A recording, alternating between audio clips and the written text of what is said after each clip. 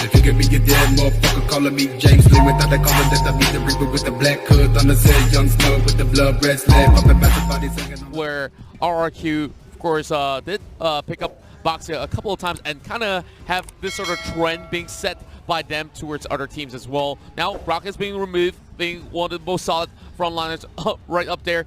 Loving that a little bit of that Simpson mask going over on its side, but my eyes are fixated on this Kufra pick because this is going to be a really vital pick for RRQ. Exactly, and I believe I also mentioned both to you, NIC Baby 1-2, during the group stage, that as the further we progress down this World Championship, the further the ban and picks for all the other teams is going to transpire. Kufra is getting led through because teams are not directly trying to counter what the enemy is trying to do. And you can look at TODAK right now, instantly the Hellcat and the Archive locked in for them. Hellcat was one of the pillar of TODAK's draft. It's going to be on Chiku. Well, I'm not too sure how the Archive leapfrog towards the third pick, but of course there's only 2 picks for the side of TODAK for the time being. Now back towards the side of Liam as well as Sin, as we'll see another 2 picks for themselves as well. So slowly stacking this one up. I do believe that it will be great for them to actually match up with a tank coming to the table, or even the fighter in that sort of sense, and that will be the Tamas being locked in alongside with the Esmeralda. Really safe choices, if I must say, and Esmeralda has been frequently being banned out during the group stages as well. Now, speaking of Boxia, that will be Iwan here securing that one for Team TODAK. Yeah, and you talk about the trendsetter from RRQ. They did play the Boxia, I believe, against Evo Singapore in Group A, the direct counter to Hylos. And the one team that made Boxia the monster that he is undoubtedly 10-second gaming plus. The Boxia on Surrey was absolutely amazing. TODAK taking a page off of that. RRQ, they banned out the Kimi. That's right, and we're slowly heading towards that phase number 2 as well, as we see, of course, as you mentioned, Kimi being banned away. But I'm looking at that Boxia pick once again. You speak about that Hala, so they're trying to negate that Hala pick going over in favor of RRQ, and maybe they might just be able to pick that one for themselves, but instead they axe it away. So for the side of TODAK, yeah, they do have some chance instead. They actually ban out the Hylos, so for RRQ, there's still a couple of choices to go for. You have the Gato Kacha, we've seen a couple of times. You do have the Lolita, which is kind of the go-to tank if you look at the heroes that are not available anymore.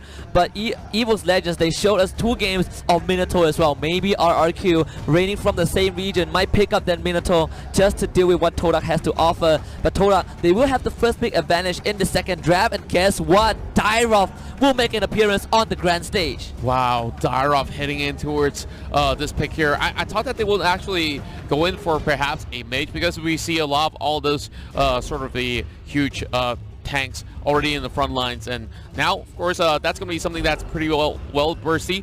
And speaking of burst here, Val is going to be brought in alongside with the carry as well, and hopefully by the time that carry scales in towards the late game, then we will see him shredding off that Boxia. But Changer as the very final pick to complete this whole entirety of the roster for both sides. We're also noting the fact that Lemon will be subbing in from Tutura's place. Exactly, and you cannot pry TODAK away from that split push. They still want the 1-3-1. You take away Masha, fine. We give ourselves the Hellcat. We pick out this Dyrov. There is no way you can completely stop TODAK from picking the composition that fits into the split push playstyle. But one thing RRQ can do, finally time Contra, it is finally time. The main event. Teams will fight with their lives. They will fight for their lives. RRQ against TODAK. Indonesia against Malaysia. There's no better way to start off this upper bracket. Well, speaking of that, of course, we know that there is a huge tension between the 2 countries. They've been arguing who has the best MLBB players. Well, both sides, of course, supporting their own home country as well. Now it's time for them to prove a point. Lemon over top side here, slowly taking out all these minions as we see a little bit of that sort of movement hitting into the jungle, and it will be a 1 versus 2, forcing the flicker away from Lemon. Yep, that is the start that TODAK wants. You want to win the macro game, you need to make sure that RRQ have no utility, have no talents to work with. And now Liam comes in with the arrival, the engage, the bouncing ball to stop Nernas in his tracks, but No kills for RRQ just yet. TODAK, they hold on. Wow, rejuvenated being used up as well, but here comes Jago joining into the picture as well. Chico for the flicker! That's a big first blood hitting the hands of TODAK as we see instant reflux coming for RRQ as well. Blow for blow, Nanas arriving to the scene, but instead he's getting chased out by Jago. Is there hitting Jago? And there we go! Another kill heading towards the back of Jago. There was no way that Baxia could have escaped. Jago was on the way to level 4. You have the falling star to follow up regardless, but TODAK, absolutely amazing response to get that counter kill. Chico, we talk about keeping an eye on this Hellcat. That first blood was something that Lemon did not expect to happen at all. Wow, the arrival. And every single spell was being used up in that sort of skirmish. But now we get Liam as well as Jago pushing over the top side as well as the jungle as well. Trying to actually steal a couple of these camps, but Nanas is safeguarding some of all these camps by himself. So of course you don't really want to fully commit to his Baxia. And now Chiku gets a little bit of that upper hand as we see Turtle being slain. But oh, Liam, there we go! Liam not gonna survive that, but the Tyrant's Rage almost kills off Nanas. Valiant attempt, great attempt in fact.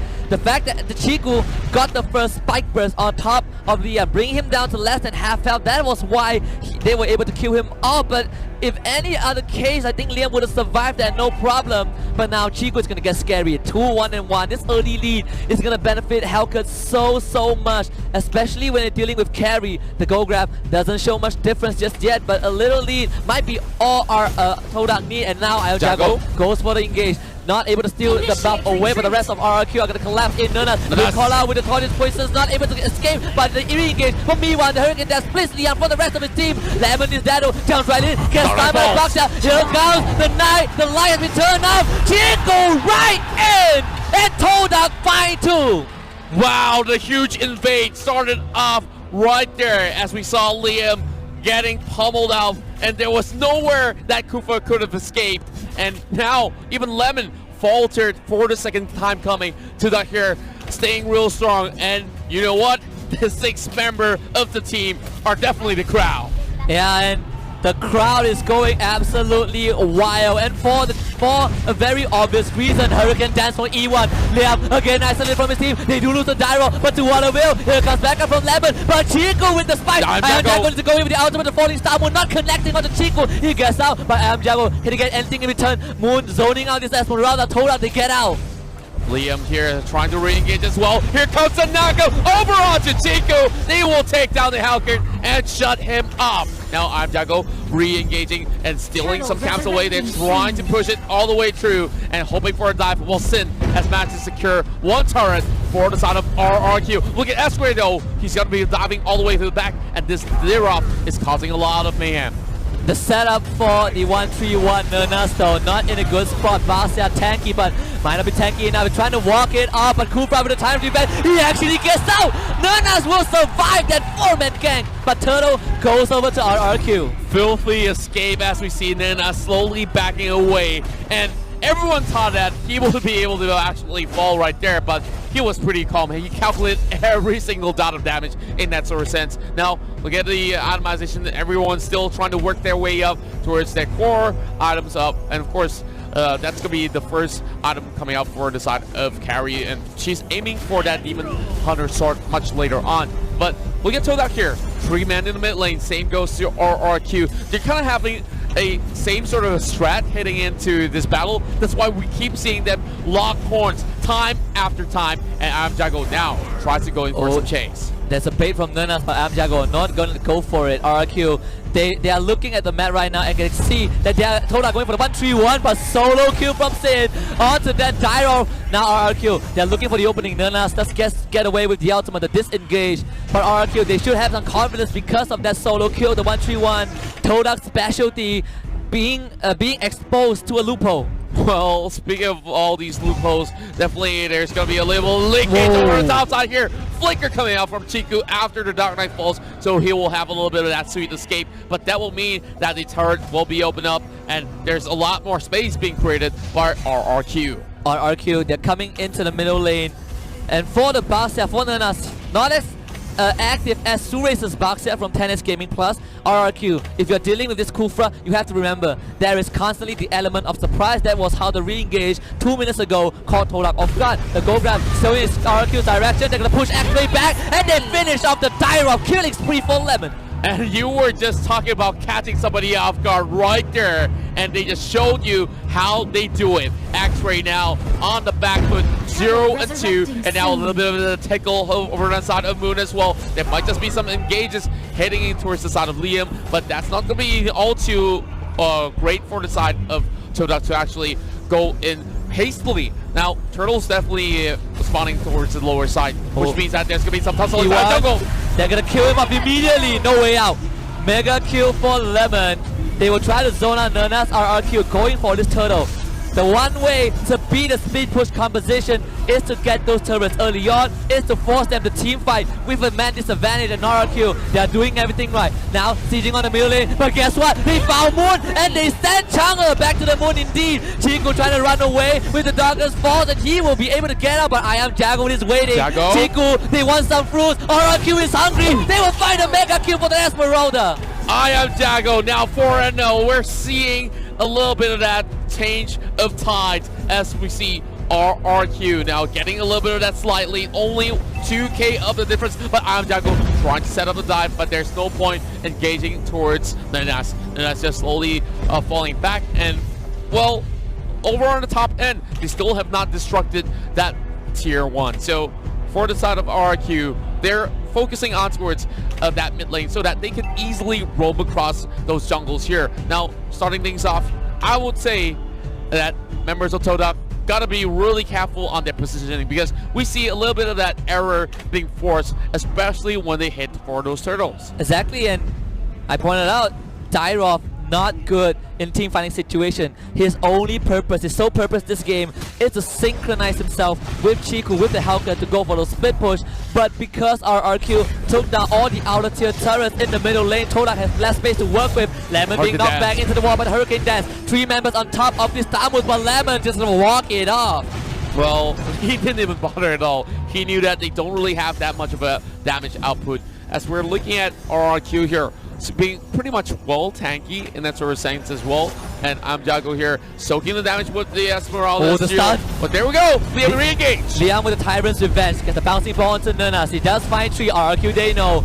They're going to play this slow. The split push continues from TODAK. This is where Dyrov starts to be effective, pushing out that bottom lane.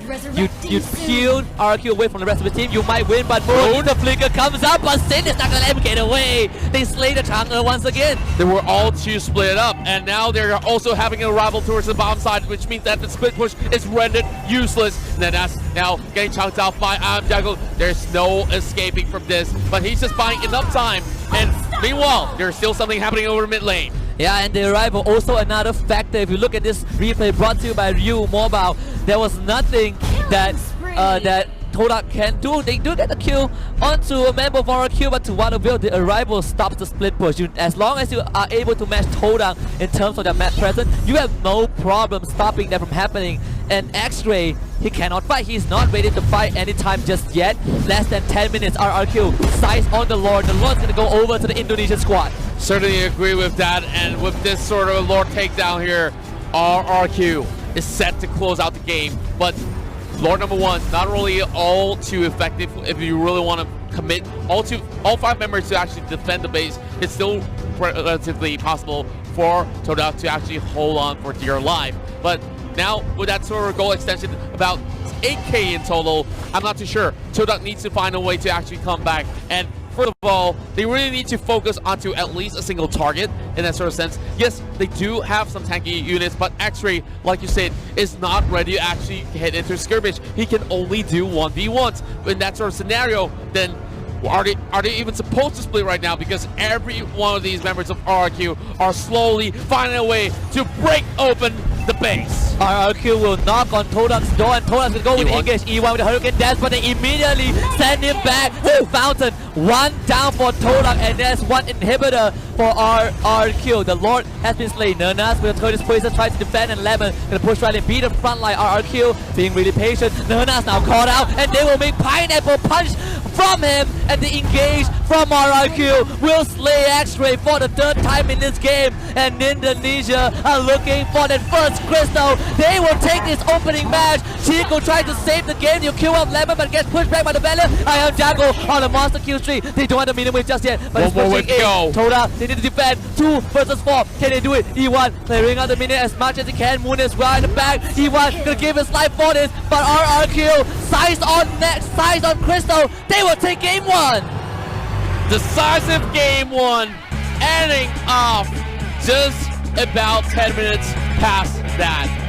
And wow, what a high tempo game that we're seeing from both ends, as we see TODAK, of course, starting things off over the top side. And we're also seeing RRQ responding instantaneously. With